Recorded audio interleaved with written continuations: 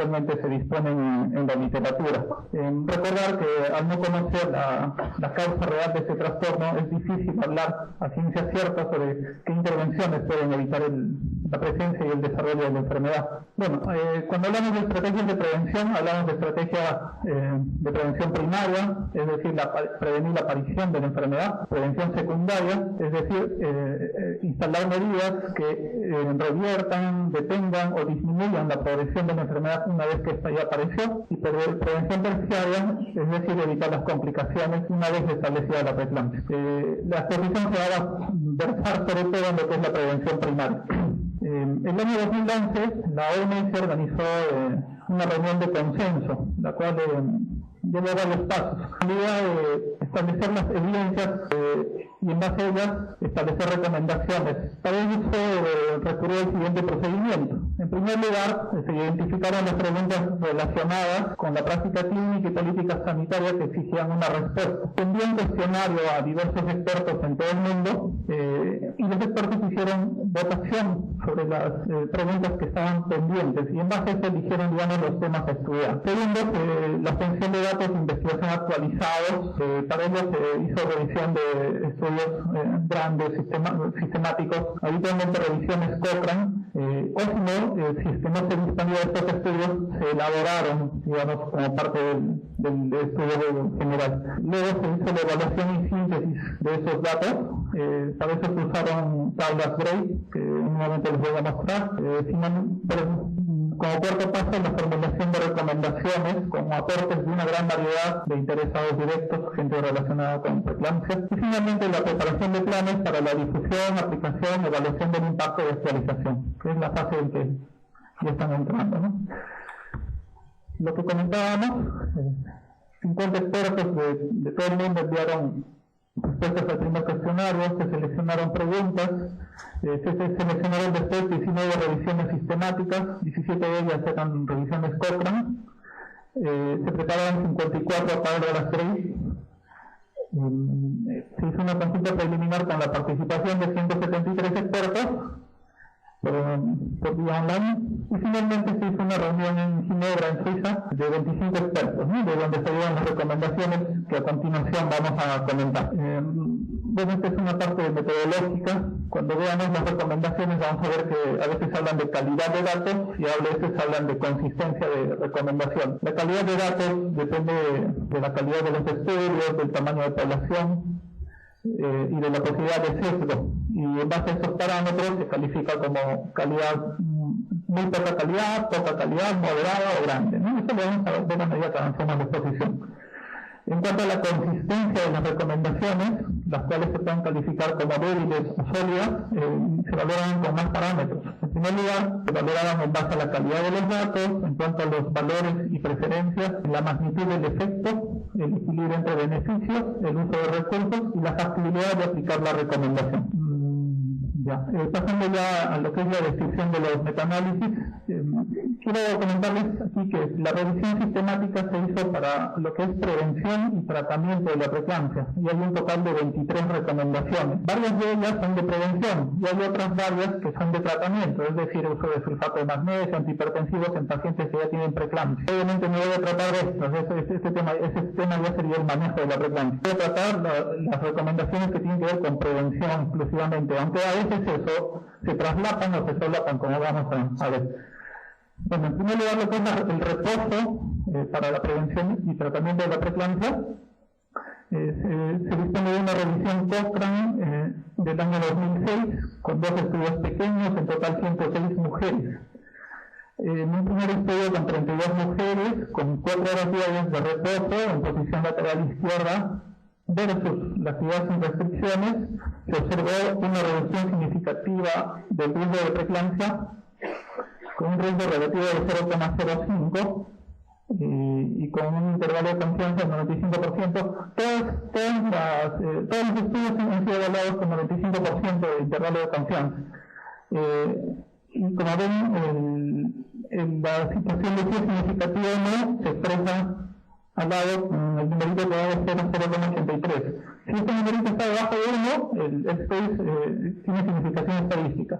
Si está encima de 1, no. Entonces, para este primer parámetro de si el reposo generaba reducción del riesgo de preeclampsia, en efecto sí hubo disminución del riesgo relativo con significación estadística. Como ven, el CI es menor de 1, ¿no? Entonces hay significación estadística. No hay diferencia estadística para el riesgo de desarrollar hipertensión gestacional. Acá observar que el estudio es muy pequeño, solo son 32 mujeres. En el segundo estudio, con 74 mujeres, se valoró el reposo de 15 minutos en casa 2 veces al día, más un suplemento nutricional versus actividad sin restricciones, más placebo. Hubo reducción significativa en el riesgo de hipertensión gestacional. Miren, el riesgo relativo es de 0,15, también con significación estadística, y también hubo reducción significativa en la preeclampsia. Sin embargo, debido a que solo son 2 estudios con tamaños pequeños de muestra y con sesgo alto, se considera que los datos son de poca validez, y de ahí sale la recomendación. Prescribir el reposo en casa no se recomienda como una intervención para prevenir la preeclampsia ni los trastornos hipertensivos del embarazo en las mujeres que se consideran en riesgo de presentar estas afecciones. Son solo 2 estudios con poca población, por lo tanto la calidad de la evidencia es baja y la consistencia de la recomendación por el momento es débil. Falta hacer más estudios sobre el tema. En segundo lugar, otra recomendación: el reposo estricto en cama no se recomienda para mejorar el resultado del embarazo en las mujeres con hipertensión del embarazo. Igualmente, con calidad de evidencia baja y con consistencia de recomendación débil. En conclusión, falta hacer más estudios sobre el tema y podría ser útil, ¿no? Estas son las tablas Grace que se plantean en base a los números que he comentado en los estudios. Lo interesante de las tablas, como ven, es que tienen los resultados. El estudio de 32 mujeres, acá, como ven, solo una hizo preeclampsia, grupo control 4, y el riesgo relativo sale 0,25. Acá en la parte izquierda hay una parte metodológica en la cual mencionan que la limitación es seria, no hay riesgo de inconsistencia y la posibilidad de imprecisión es muy alta, ¿no? Entonces es interesante evaluar las tablas porque al momento de valorar, de emitir la recomendación, obviamente se prefieren los estudios grandes, con gran cantidad de pacientes, con buena metodología, ¿no? Y con resultados que sean incontestables. Por ejemplo, en este primer caso, como vieron, hay diferencias significativas en favor del reposo, de la recomendación del reposo, pero al ser los estudios de calidad baja y con sesgo alto, no se puede recomendar esta actividad como preventiva de preeclampsia. Bueno, esto es sobre la restricción del consumo de sal. Se había pensado que podía ser útil. Se recurrió a una revisión Cochrane del año 2005. Se encontraron 2 estudios más o menos grandes con 603 mujeres. Como para darles idea, un estudio grande, según parámetros del OMS, debe tener por lo menos 1000 pacientes, ¿no? Entonces, en este caso son 2 estudios de tamaño mediano, con 603 mujeres, en solo un país, en los Países Bajos. Se evaluaron a mujeres nulíparas, normotensas, con restricción de sal, versus mujeres con dieta normal. No hubo diferencias significativas, ni para preeclampsia, ni para muerte perinatal, ni para la posibilidad de admisión a UCI, ni para que el bebé nazca con un score ASDOR menor a 7. No hay limitaciones serias en la calidad de los estudios, y sin embargo la OMS hace la mención de que el número es relativamente pequeño en cuanto a participantes, y al haber escasos eventos encontrados, se pueden originar estimados imprecisos. De ahí sale la recomendación: no se recomienda la restricción del consumo de sal durante el embarazo con la finalidad de prevenir la aparición de preeclampsia y sus complicaciones. La calidad de los datos en este caso es moderada y la consistencia de la recomendación es débil. Habría que hacer estudios en poblaciones más grandes. Esto es respecto a los suplementos de calcio. Según reportes históricos en algunas poblaciones, por ejemplo en poblaciones mayas en Guatemala, que consumen cantidades importantes de calcio como parte de su dieta, la prevalencia de preeclampsia es muy baja, ¿no? Y ahí había la inquietud de hacer esta evaluación. Igualmente se recurrió a una revisión Cochrane con 3 estudios, más de 15.000 mujeres. Se brindó un suplemento diario de por lo menos 1 gramo de calcio. Y aquí hay varias observaciones que hacer.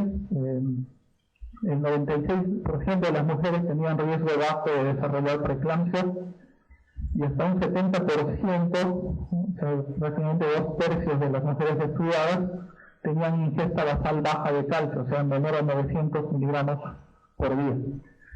Se comparó el suplemento de calcio de 1.5 a 2 gramos por día versus placebo. Y miren, se observó que el riesgo de preeclampsia se redujo a menos de la mitad, con riesgo relativo 0,45 y con un intervalo de confianza interesante, ¿no? Menor a 1. La reducción del riesgo fue de 41% para mujeres en riesgo bajo de desarrollo de preeclampsia y fue mucho mayor, hasta 78%, en mujeres con alto riesgo de desórdenes hipertensivos. Entonces, hay resultados estadísticamente significativos, pero con la observación de que es una población con un antecedente de bajo consumo de calcio. Se observó variaciones de inmunidad significativa en los estudios. Se observó una considerable reducción en el riesgo de preeclampsia, como ven. En 4 estudios, sin embargo, no hubo reducción significativa en el riesgo de preeclampsia, ¿no? O sea, había algunos estudios que mostraban resultados significativos y 4 estudios no lo mostraron. Y en la mayoría de los estudios se iniciaron los suplementos de calcio en la semana 20 de gestación. Y de aquí sale la recomendación. El calcio puede ser útil en zonas donde el consumo de calcio es bajo. Se recomienda administrar suplementos de 1.5 a 2 gramos por día para la prevención de la preeclampsia a todas las mujeres que vivan en zonas donde el consumo de calcio es bajo, pero especialmente al grupo de mujeres que tienen riesgo alto de padecer preeclampsia. La calidad de los datos es moderada y la consistencia de la recomendación es sólida, ¿no? Entonces, se puede usar calcio en zonas donde el consumo es bajo, sobre todo en pacientes con riesgo alto de preeclampsia.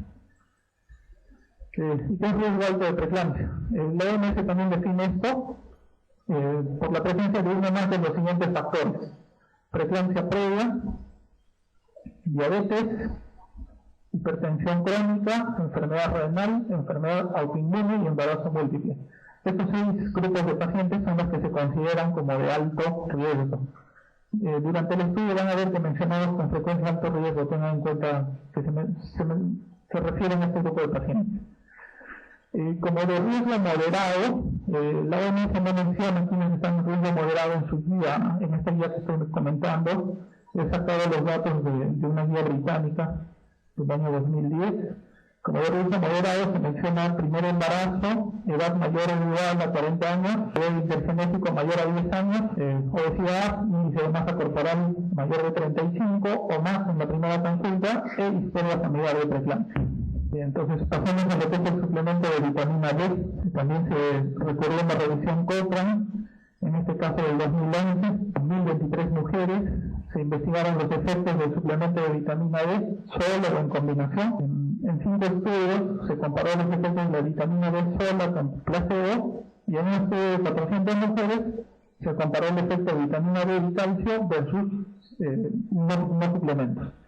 La dosis de vitamina D varió entre 800 y 1200 unidades internacionales, y solo un estudio de 400 mujeres reportó por el preeclampsia y no hubo disminución significativa en el riesgo para desarrollar preeclampsia. No hubo diferencias estadísticas significativas entre mujeres que recibieron suplemento de vitamina D versus placebo. No hubo tampoco diferencias en los efectos colaterales, ni en la posibilidad de prematuridad, ni en la posibilidad de embarazo neonatal. Por lo tanto, la recomendación es que no se recomienda administrar suplementos de vitamina D para prevenir la aparición de preeclampsia y sus complicaciones. La calidad de los datos es muy poca. Recuerden que solo son 6 estudios con aproximadamente 1000 pacientes, hay que hacer más estudios.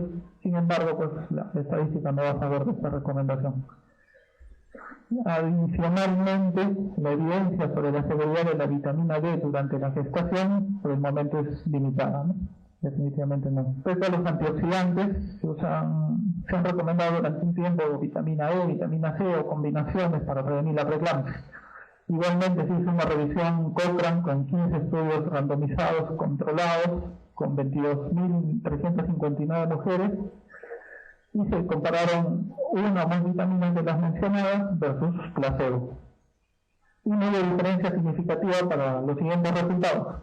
No se logró prevenir preeclampsia, ni preeclampsia severa, ni muerte materna, ni morbilidad materna, ni hipertensión gestacional, ni hipertensión severa. Se observó más bien que hubo incremento en el uso de antihipertensivos por vía venosa en mujeres que usaron antioxidantes versus placebo, y eso también con significación estadística. Entonces, por lo tanto, no se recomienda la administración de suplementos de estas vitaminas por separado o combinadas durante el embarazo. La calidad de los datos en este caso es grande por la cantidad de estudios. Hay más de 22.000 mujeres estudiadas y la consistencia de recomendación es fuerte. También se evaluó la posibilidad de usar antiagregantes, ¿no? Durante mucho tiempo se hablaba de la aspirina para prevenir preeclampsia. Se hizo también una revisión Cochrane, data del 2007, con 60 estudios, más de 37.000 mujeres. Mencionar que los estudios en su mayoría son pequeños, solo 9 reclutaron a 1.000 o más mujeres, ¿no? La mayoría eran de